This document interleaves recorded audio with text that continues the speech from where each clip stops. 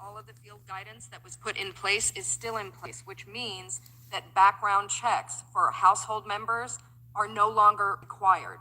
So in instances where a person is sponsoring and there's 5 other adult males in the room or in the dwelling, none of them need to go through any type of background check at all. So it is a system that is easily abused because there are situations where when reporters go knocking on the doors, they're finding a child, unrelated, female, and male as well, living with 5 or 6 adults to whom they are not related.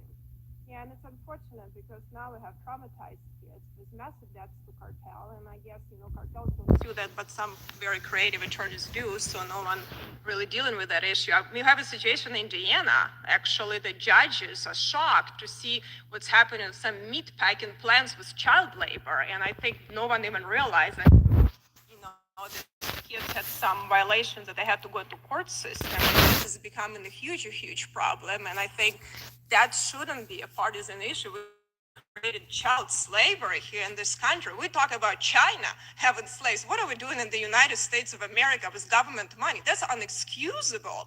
And it is a humanitarian crisis in addition to security crisis, and I also wanted to see, as I understand, they have this post-release services, but I hear from some people on the ground that actually sponsor can deny the services. Is that correct? Have you heard that?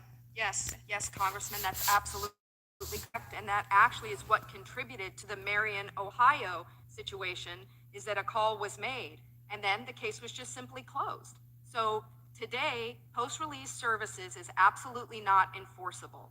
And it would also mean that you have a case manager who's trained enough to know to even activate the post-release services. So just because there's post-release services, it's not required, it is not mandatory, and the sponsor can say, thank you very much, do not call me again, bye.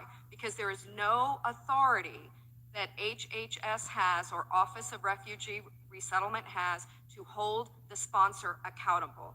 And this is what's most baffling. It is a simple fix. The sponsor needs to be held accountable. Why is this a difficult thing? I do not understand. It's the simple fix. Sponsors are accountable. Sponsors are accountable to put the children in school. The sponsor should be accountable to take the child to the immigration hearing. That is what the sponsor signs up for, but that is not what the sponsor is held accountable for. And there's no legal mechanism to make them accountable. And if that changed, then children would not be trafficked. Well, I appreciate for doing that hearing, and Mr. Chairman, hopefully we will actually be able to ask these questions from the administration. ORI and HSS has to respond to us because this is inhumane, this is irresponsible, and it only benefits cartels that making a lot of money on desperate people that come from very poor conditions, and American government shouldn't be subsidizing. Otherwise, we're hypocrites when we criticize other countries for doing things like that.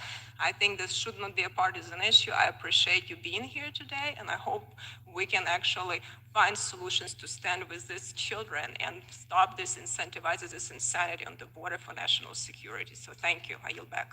Thank you. Ms. Escobar. Well, I'd like to thank the witnesses for being here today.